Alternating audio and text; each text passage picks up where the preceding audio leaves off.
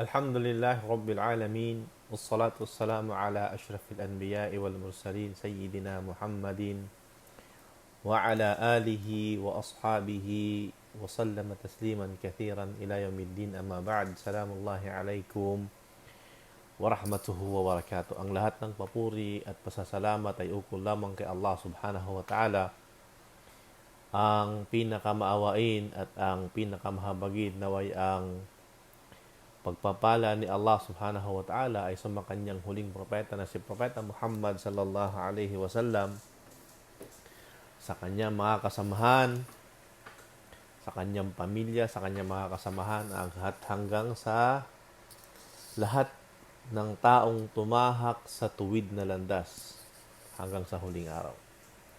Mga kapatid sa pananampalatayang Islam, Assalamualaikum po sa inyong lahat, sa ating lahat ng kapatirang Muslim. At magandang araw, magandang gabi, magandang umaga, saan man po kayong lupalop ng mundo nararating nitong ating live broadcast ay naway nasa mabuti po kayong kalagayan at nasa pagpapala ni Allah subhanahu wa ta'ala. Ngayong araw po ay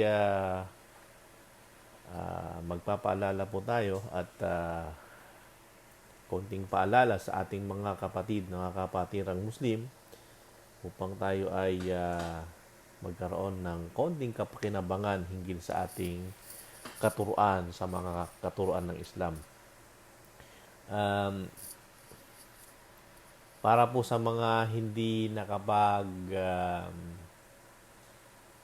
tawag dito, hindi sila naka-receive ng notification, kasi dati po, para maintindihan nyo po, dati po nung bago po yung format ng FB page ay nag-update po ako. At pagka-update ko, maraming nagrereklamo na hindi nila ma-receive o hindi na sila nakaka-receive ng notification kapag nagla-live, kasi yung lumang format o di kaya yung format nung page, kapag ikaw ay nagla-live, magbibigay sa iyo ng notification sa iyong Facebook na si ganito, si Fulan ay nag-live.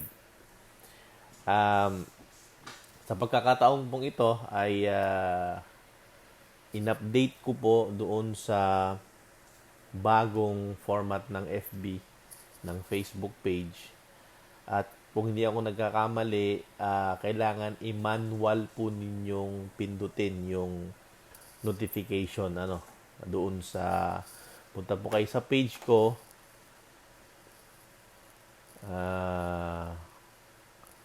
Nasaan ba yun? Yan. Punta po kayo doon sa page ko at hanapin nyo po yung sana po yan. Sandali, mga kapatid.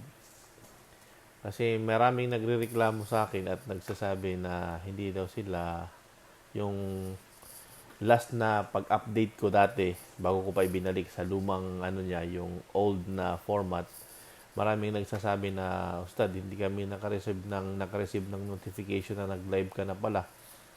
So, sana ba yun? Mag-comment na lang po kayo, mga kapatid, kung hindi po kayo nakapanood dahil hindi nagbigay sa inyong notification. Siguro kasi yung ibang nakakapanood dito ngayon, baka dumaan lang sa wall nila yung page ko na nagla-live ako, dumaan sa wall nila, kaya nakapanood sila. Pero yung lumang format kasi ay kapag nag-live, magbibigay ng notification na nag-live ako, o di kaya yung page na yon ay nag-live o naka-live siya ngayon. Mag-comment po kayo para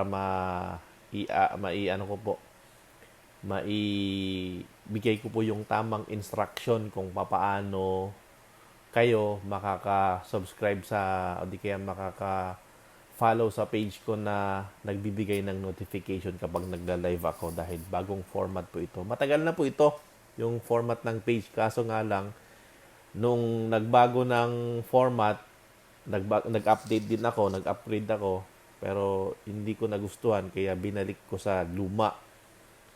So ngayon ko lang ulit binalik sa bagong format, upgraded na format doon sa page, sa Facebook page. So kung kayo po ay hindi nakatanggap ng notification at napanood nyo lang itong live ko dahil dumaan sa wall ninyo, ay mas mainam po na mag-comment kayo para at kung may mga idea po kayo kung paano kayo makakakuha ng notification, so yun. Pwede nyo pong i-comment dyan para yung mga nagbabasa din ay makakakuha din sila ng idea. O yung isa, sabi niya, si Dang. Kaya pala, Ustad. O, kaya pala. Nabibigay na po ngayon, Ustad. Ayan, nagbibigay na daw po ngayon. Sabi ni Dang, hindi ka pa po nakakita ng notification nung nag-live ako. Hindi po dumating doon sa Facebook notification. Mag-comment po kayo mga kapatid para alam po baka kasi nag-upgrade na rin sila kahit na hindi ka nag-manual na subscription doon sa notification, baka nagbibigay na sila ngayon kasi matagal na nga rin yun. So sabi naman ni Dang, sabi ni Nick pala is nagbibigay. Okay. Assalamualaikum. Sabi dito ni Maryam, Assalamualaikum warahmatullahi wabarakatuh. Ustad, pagpalain biyang ka ni Allah, pagbibigay ng kaalaman insyaAllah, kapatid sa Islam. Ayun. Akala ko magbigay siya ng comment. Abdul Qadir, Ustad, pwede pong mag-request ako ng topic, araw ng paghukom, full version. Bah! Tungkol kay Dajjal. Kasi si Ustad Ahmad Nabir, sana mapansin niyo po ang comment ko. At yung tungkol kay Dajjal, wala na kasi si Ustad. Alam ko, yung mga nai-record ni Ustad AJ, yung kay Ustad Ahmad Habian, nasa Facebook page niya at saka nasa YouTube channel niya. Pwede niyo pong bisitahin yung kanyang YouTube channel at yung Facebook page niya. Baka sakaling makita nyo doon kung ano yung kanyang topic about sa Dajjal. Maganda pong suggestion yan. At titingnan po natin insyaAllah kung meron po tayong kakayanan insyaAllah at kahandaan at meron tayong time tayo ay makapagtalakay ng ganyan tungkol sa tinatawag na araw ng paghukom at especially yung sabi niya yung full version ng Al-Dajjal. Siguro yung si Masih Al-Dajjal. Meron isa si Yaka. Pwede daw magtanong. Sige po, magtanong po kayo kung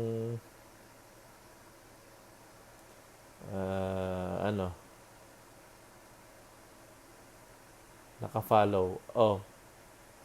Ayun nga, ang ibig kong sabihin, naka-follow ka na, pero kapag nagla-live kasi, usually, ang page na fina-follow mo, nagbibigay ng notification sa'yo na nag-live yon. Sa bagong version kasi, alam ko parang hindi. Kailangan may certain settings na pupuntahan ka, pipindutin mo, prioritize mo siya para imamanual mo siya para kapag nag-live ay malalaman nyo po yung oras o di kaya yung mismong time magbibigay sa'yo ng notification na nag-live ako sa oras na yan.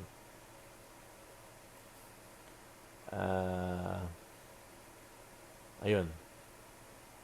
Pa-shout out naman po Abdul Jalil Imam. Sheikh Unakan family. Yun. Shout out po sa mga kapatiran natin at yung sa Unakan family watching from Lanao del Sur.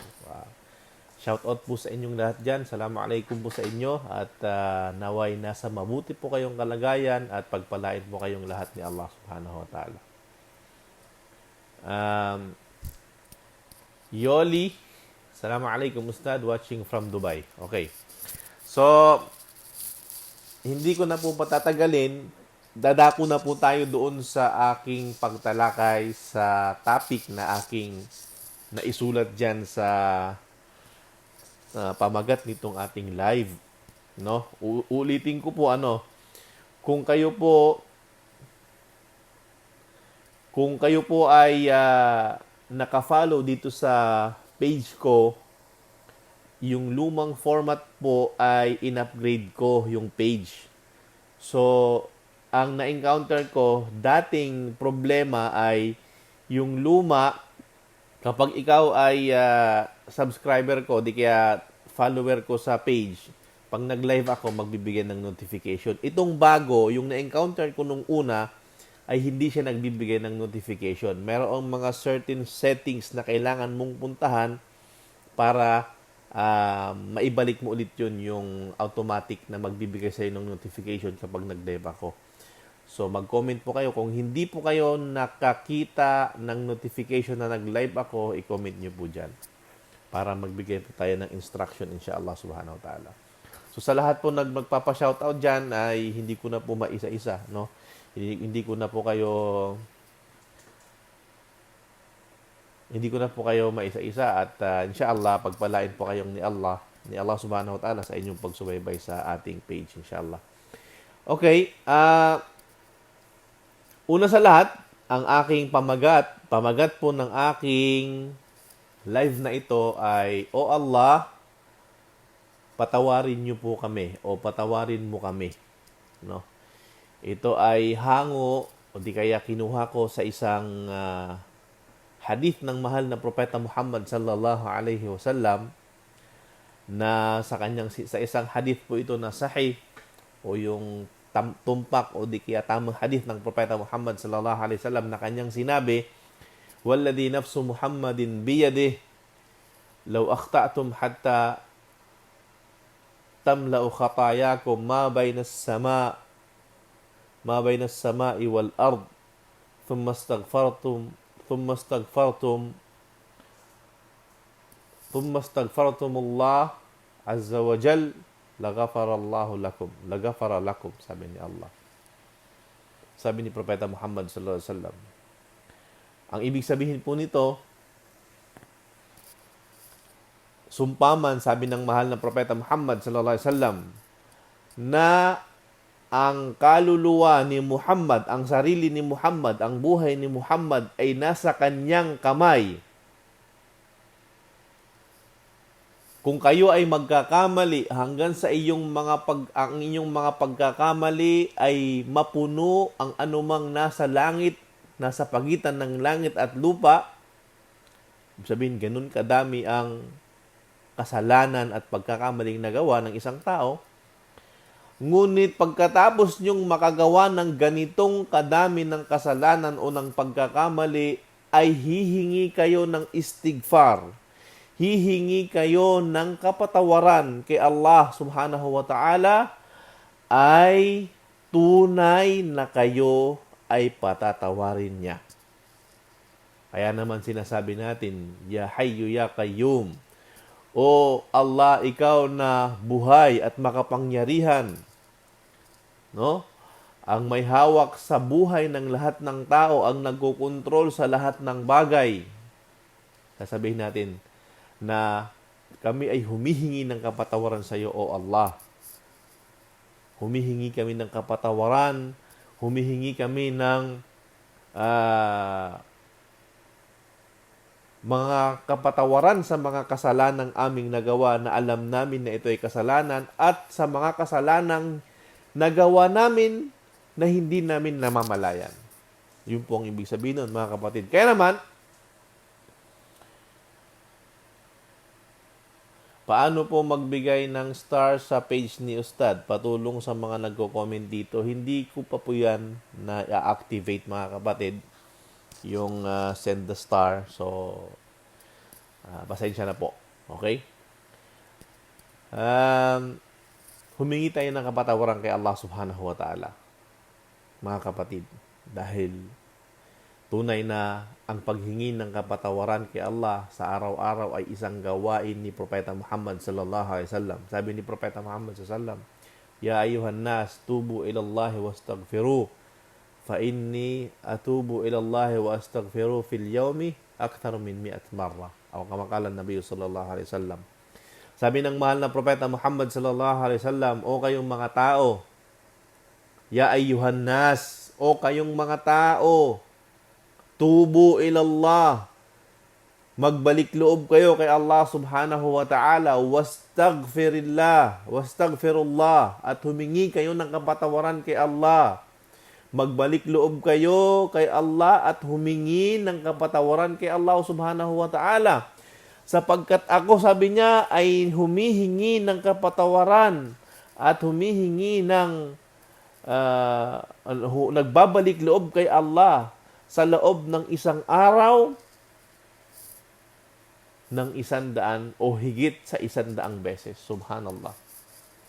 Ang ating mahal na huwarang propeta na si Propeta Muhammad sallallahu alaihi wasallam ay humihingi ng kapatawaran at nagbabalik loob kay Allah sa loob ng isang araw ng mahigit 100 beses. Samantalang alam natin, mga kapatid, na ang ating mahal na propetang si Propeta Muhammad ay pinatawad na ni Allah ang kanyang mga naunang kasalanan at ang kanyang mga magagawa pa lamang na kasalanan. Isipin niyo po yan. Tayo na wala tayong katiyakan, wala tayong garantiya na tayo ay pinatawad na ni Allah subhanahu wa ta'ala o tinanggap na ni Allah subhanahu wa ta'ala ang ating mga ginawang pagsamba, di ba? Mas dapat o nararapat na mas paigtingin natin, padamihin natin ang paghingi ng kapatawaran sa ating mga nagawang kasalanan. Sino po ba sa atin ang hindi nagkakasala? Sino po ba sa atin ang hindi nagkakamali? Hindi po ba? Meron ba sa atin dito sa loob ng isang araw hindi siya nagkakamali at hindi siya nagkakasala? Wala po sa atin nakakagarantiya na tayo ay kinahabagan na ni Allah o kinaawaan na ni Allah. Samantalang alam natin na ang bawat bahagi ng katawan natin ay maaaring makagawa ng kasalanan. Hindi po ba? Ang ating mga kamay ay maaaring makagawa ng kasalanan at ang ating mga mata ay maaaring makagawa ng kasalanan. Ang ating bibig ay maaaring makagawa ng kasalanan. Ang ating tenga ay maaaring makagawa ng kasalanan. At ang ating mga paa ay maaaring magdulot ito sa atin na makagawa tayo ng kasalanan kay Allah subhanahu wa ta'ala. Kaya, hindi po ba, sa panahon natin ngayon, kung hindi natin gagamitin ang mga makabagong teknolohiya sa mga pagsamba kay Allah, at mga bagay na ikalulugod niya, ay baka magamit natin ito sa iba. Yung ating mga cellphone, yung ating mga laptop, yung ating mga iPad, hindi po ba? Baka nagkakasala tayo sa pamamagitan ng mga teknolohiya, makabagong teknolohiya na ito. Yung mata natin, baka kung saan tayo nakatingin. Kaya naman, humingi ng kapatawaran kay Allah subhanahu wa ta'ala. Wala pong perpektong tao. Ako ay nagkakasala. Ikaw malamang ay nagkakasala. Lahat tayo ay nagkakasala. Sapagkat yun ang sinabi ng mahal ng Propeta Muhammad sallallahu alaihi wasallam. Lahat ng angkan ni Adan ay nagkakasala at nagkakamali. Kullu bani Adam khata wa khairu khata'in at-tawwabun. Sabi ng Propeta Muhammad sallallahu alaihi wasallam. Lahat ng anak ni Adan ay nagkakamali. Ngunit ang pinakamainam sa mga nagkakamali ay sila yaong kapag nalaman nila na sila ay nagkamali, ay nagbabalik loob kay Allah subhanahu wa ta'ala. Kapag sila ay napagtanto nilang nagkamali sila, inaamin nila sa sarili nila at itinutuwid nila yung pagkakamaling nagawa nila. Hindi yung alam na nating mali tayo, alam na nating hindi tama yung ginagawa natin at alam natin na hindi ito kalugod-lugod kay Allah, pinagpapatuloy pa rin natin. Alam na natin na ito ay kasalanan, na tayo malamang ay parurusahan ni Allah subhanahu wa ta'ala, tuloy-tuloy pa rin yung ginagawa nating pagsuway at paglabag sa batas ni Allah subhanahu wa ta'ala. Hindi yung pinakamainam na tao. Normal na magkamali ang isang tao. Di ba? Pero ang pinakamainam, kapag nakita, na-realize, napagtanto natin na mali ang ginagawa natin, baguhin natin. Aminin natin. Humingi tayo ng kapatawaran kay Allah subhanahu wa ta'ala. So, yun po yung point ng aking paalala na ito. No, napakasimpleng pamamaraan upang tayo patawarin ni Allah. Humingi tayo ng kapatawaran. Sabihin natin, Astaghfirullah. Astaghfirullah, astaghfirullah. O Allah, humihingi po kami ng kapatawaran. Humihingi po ako ng kapatawaran. Patawarin mo po ako. Patawarin mo po ako. Ito yung mga simpleng pamamaraan, mga dhikr, tasbih, istighfar kay Allah subhanahu wa ta'ala. Ngunit ang kapalit na gantimpala nito ay napakalaki. Mabigat sa timbangan. Diba? Sabi nga sa isang hadith ng Propeta Muhammad sallallahu alaihi wasallam, kalimatani khafifatani 'ala lisan, habibatani ila ar-Rahman, thaqilatani fil mizan. Subhanallahi wa bihamdi, subhanallahil azim. Sabi ng mahal ng Propeta Muhammad sallallahu alaihi wasallam, dalawang salita, mabigat sa timbangan, magaan sa dila, mabigat sa timbangan, kamahal-mahal kay Ar-Rahman, kay Allah subhanahu wa ta'ala. Ano yung dalawang salita na ito? Subhanallahi wa bihamdi, subhanallahil azim. So, napakasimpleng sabihin ng isang mananampalatayang Muslim yung mga salita na yun. Subhanallahi wa bihamdi, subhanallahil azim. Ito'y dalawang salita at ang sinabi ng Propeta Muhammad, ang benepisyo ng pagsasabi nito, ito ay magaan sa dila dahil mabilis lang. Mabilis mo lang masabi, Subhanallahi wa bihamdi, subhanallahil azim. Mabilis mo lang siyang masabi, magaan sa dila, di ba? Thaqilatani fil mizan. Ito ay mabigat. Ang reward, gantimpala nito ay mabigat sa timbangan. Yun ang sinabi ng mahal ng Propeta Muhammad. Habibatani ila Rahman. At ito'y kaibig-ibig kay Ar-Rahman sa pinakamaawain, sa pinakamahabagin na si Allah subhanahu wa ta'ala. So, mga simpleng bagay, mga simpleng salita. Subhanallah, alhamdulillah, la ilaha illallah, Allahu Akbar. So, simple ito. Lalong-lalo na sa mga baguhan po, mga kapatid nating mga balik Islam, mga baguhan. Huwag po nating sayangin yung ating mga oras sa pamamagitan ng mga walang kakwenta-kwentang pinagkakaabalahan. Laro dito, luod dito na kung ano-ano. Samantalang meron tayong alternatibong pwede nating pakinabangan dito sa mundong ito at higit sa lahat sa kabilang buhay kapag tayo ay dumating na sa paglilitis at pagharap kay Allah subhanahu wa ta'ala. So, muli po, ako'y nagpapaalala at sinasabi ko po, Ya Allah,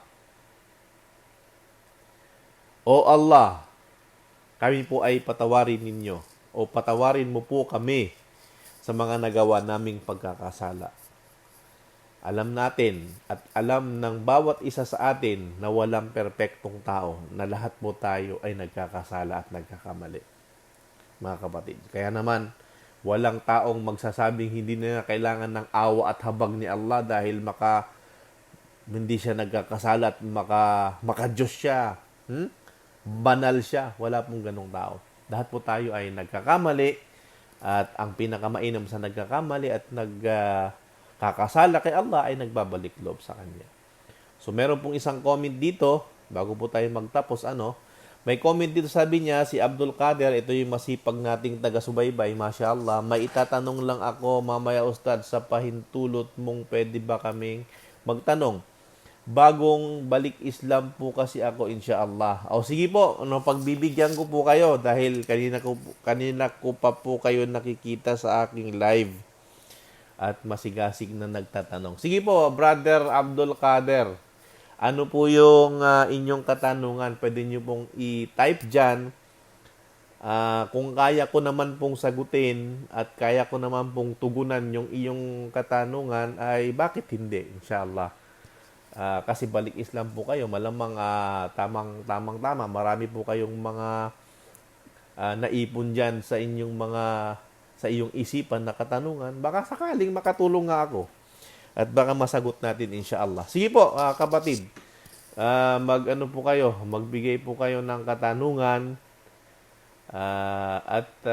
Pwede po nating sagutin inshallah. Hindi pa po tayo ganun kagaya ng ating mga ustad na halos araw-araw nagla-live, sumasagot na mga katanungan. Hindi pa po natin kakayanin yon dahil na nga rin po sa schedule natin at hindi naman po lang lagi ang trabaho natin mag-live dito sa Facebook. Marami pa po tayong gawain. Antayin ko po yung katanungan ninyo, Brother Abdul Kader. Sabi niya ng isang sister, Elizabeth. Shout out po, brother. Shout out po kay Sister Elizabeth E. Conar. Kayo po ba ay Muslim na, Sister Elizabeth? Hindi ko po matandaan. Kung Muslim na po kayo, Assalamualaikum sa inyo. At kung hindi naman po ay magandang araw sa inyo at naway inshallah nakinabang po kayo sa live ko na ito. Kung may katanungan po kayo about sa Islam, kung hindi po kayo Muslim, pwede naman po kayo magtanong. Si Brother Abdul Kader ay nagtanong na. Ito na po yung kanyang katanungan. Sabi niya, pagkatapos ng 5 times na sala, ilang sujud po yung salatul witr?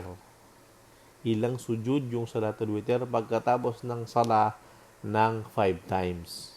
Okay. Opo, balik Islam po daw siya. Okay. So, ang tinatanong dito ni brother, medyo nagkahalo-halo ata, nagkarambol-rambol ang tanong ni brother Abdul Kader, no?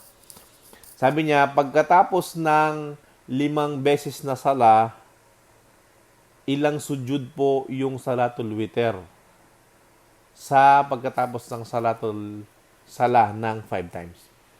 Ang pinaka-point niya is ilang rakaah siguro.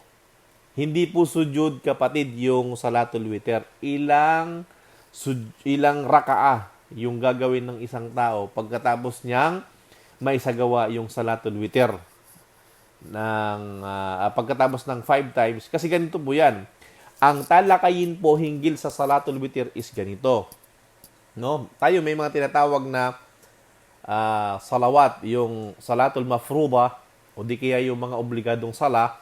Yung obligadong sala natin, yung fardu ain sa atin, yung obligado ng bawat isa sa atin ay yung salatul fajr, duhur, asr, maghrib, at saka yung isya, yung 5 beses na pagdarasal, obligado po yan sa atin. Fardu ain po yan. Bawat isa po sa atin ay kailangan isagawa yan. Hindi yan po pwedeng parang voluntarily lang. Kung kailan mo lang magawa o kailan mo lang gusto, saka mo lang gagawin. Hindi po. Obligado po yun sa kanyang tamang oras at yung kanyang tamang bilang. Ngayon, pagdating po sa gabi, after po ng salatul isya ng isang tao, kapag siya po ay nagsagawa ng salatul isya, halimbawa, bigyan ko pa yun ng halimbawa para mas malinaw. Salatul isya, alam mo, natapos po kayo ng salatul isya alas 7:30. No? Natatapos po ang salatul isya, halimbawa, nakapagsagawa na kayo ng salatul isya. Ang salatul witr po ay nagiging effective siya right after pagkatapos mo ng salatul isya at magtatapos po ito, ang limitasyon po nito ay bago sumapit yung sala ng salatul fajr. Yung oras ng salatul fajr. So mahaba po kung sabihin po natin, halimbawa, alas 7:30, natapos ka ng salatul isya, yung last na dasal natin sa gabi. So mula alas 7:30, alas 8, alas 9, alas 10, hanggang alas 12, hanggang alauna, alas 2, kung anong oras ang fajr ngayon, 4:30 halimbawa, o di kaya alas 4.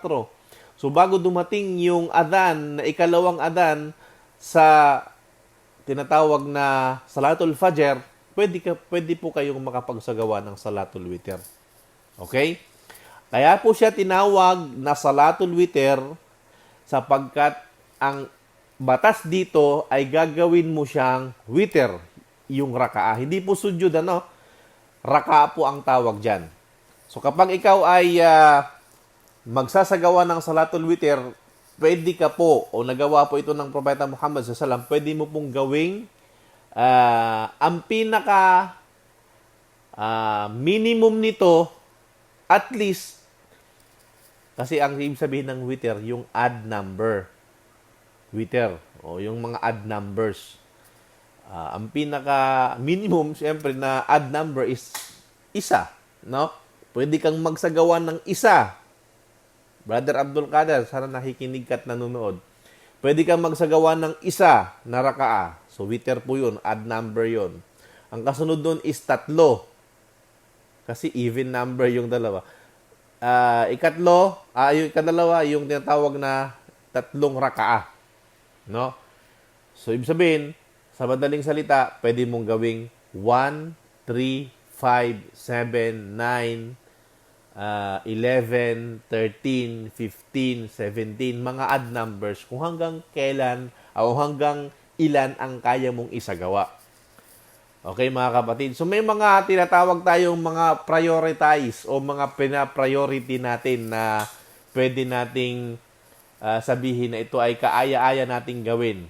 Ang sunnah, kapag ikaw ay halimbawa, pagkatapos mo ng Salatul Isya, ay sigurado ka pa mamayang gabing makakagising ka, ang pinakamainam sa'yo kasi baka magtahajjud ka, magqiyamul lail ka, so doon mo isagawa yung tinatawag na Salatul Witr. Kung sigurado ka, halimbawa, natulog ka ng maaga, alas 8, magigising ka ng alas 12 o alauna, sigurado ka makakagising ka, yung tamang timing o di kaya yung magandang timing na magsagawa ka ng Salatul Witr ay yung paggising mo na sa madaling araw. Ngunit kung ikaw naman ay hindi ka na sigurado na makakagising ka mamayang madaling araw, pagkat right after mo magsagawa ng Salatul Isya at nagsagawa ka ng dalawang sunnah, pwede mo na siya agad sundan ng Salatul Witr para sigurado ka mamaya kahit baka hindi ka na magising. Okay po?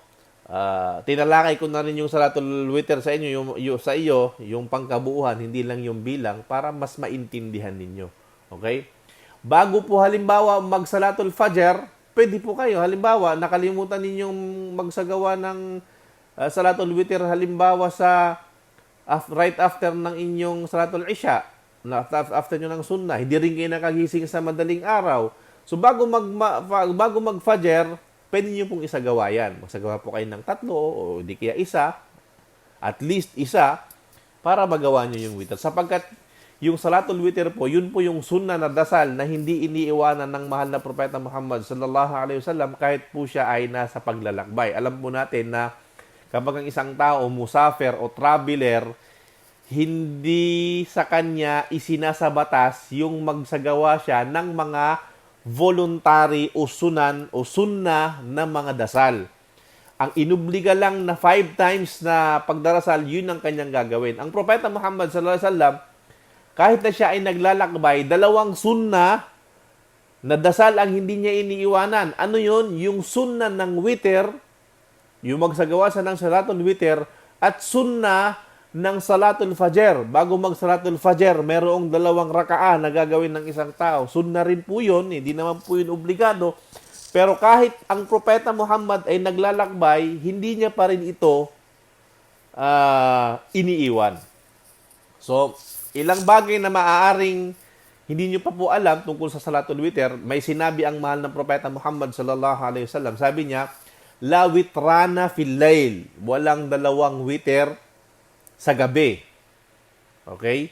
La witrana fil layl. Walang 2 witr na isasagawa sa gabi.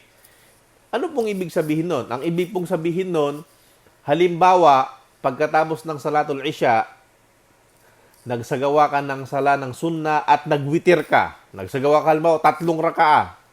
Nagwitir ka na. Sinelyuhan mo na yung sala mo ng 3. No?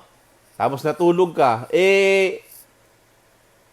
Nung madaling araw nagising ka, nagsagawa ka ng Salatul Lail o di kayong Qiyamul Lail, yung tahajjud, nagtahajjud ka.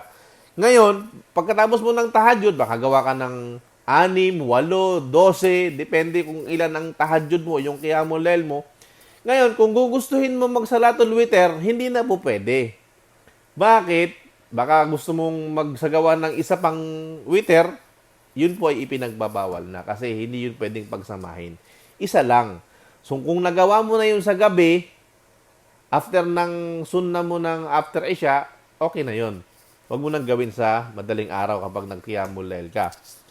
Pero kung hindi pa, pwede mong gawin yun, inshallah.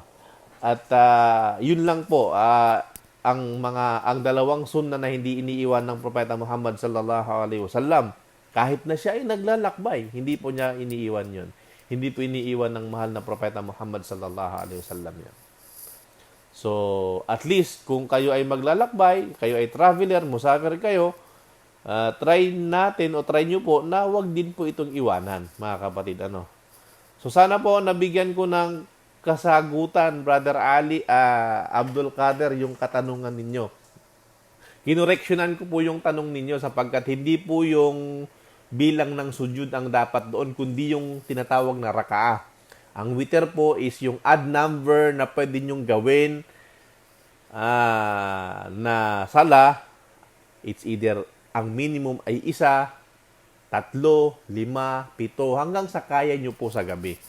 Yun po yung tinatawag na salatul witr, inshallah subhanahu wa ta'ala. At yun po ay sunna ng Propeta Muhammad, hindi niya po iniiwan yun. So, naway nagdulot po yun ng kalinawan sa iyong sa iyong katanungan. Nandyan pa po ba kayo? Yan, si Abdul Qadir, sabi niya, malinaw na po Ustad. Okay, salamat naman po at nalinawan po kayo sa aking kasagutan tungkol sa inyong katanungan. Ito naman, mayroong isa. Sige, pagbigyan po natin ito. Si Uting Sulaiman. Salam Ustad, tanong ko po kung pwede ka ba kasarin yung 3 waktu. Halimbawa po, kasi hindi ko po pwedeng magsara ng waktu. Halimbawa, Asar, Maghrib, at Isha. Nako. Para po ito sa, malamang born Muslim ito si sister ba ito o brother ba ito? O brother ata ito. Pwede ba daw niyang kasarin? Ibig sabihin ng kasarin, may tinatawag kasing kapag ang isang tao ay naglalakbay o traveler, meron tinatawag na salatul yung kasar at saka yung jam o takdim at jam at ta'khir at saka may yung kasar pa yung pagpapaiksi ng sala.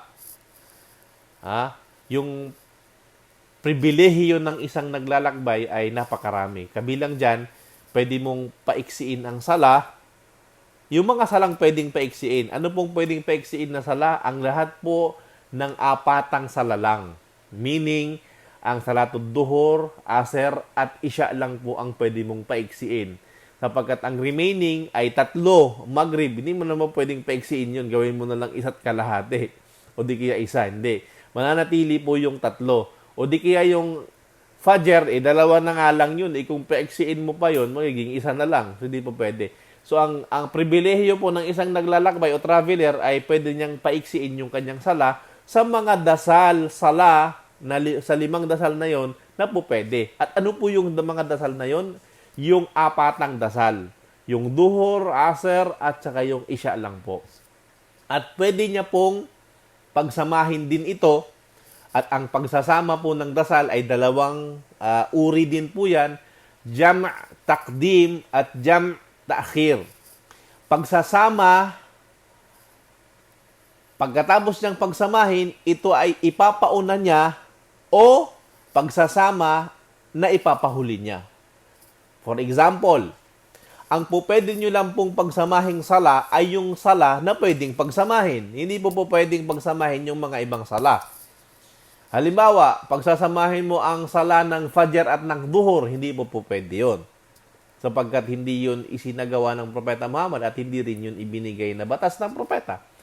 Hindi mo rin po pwede pagsamahin halimbawa yung Maghrib at saka yung Asr, Salatul Asr sa hapon at saka yung Maghrib sa pagdubog ng araw. Hindi mo po pwedeng pagsamahin yun sapagkat hindi yun ginawa ng Propeta Muhammad. Ang pwede mong pagsamahin ay yung mga sumusunod. Una, pwede mong pagsamahin ang salatul duhur sa tanghali at ang katabi niyang sala, yung salatul asr. Okay? At ang remaining na 2 natitira, yung salatul maghrib at ang salatul isya, pwede mo silang pagsamahin. Ito hindi mo sila pwedeng pagsamahin kasi ito lang ang pwede niyang isama.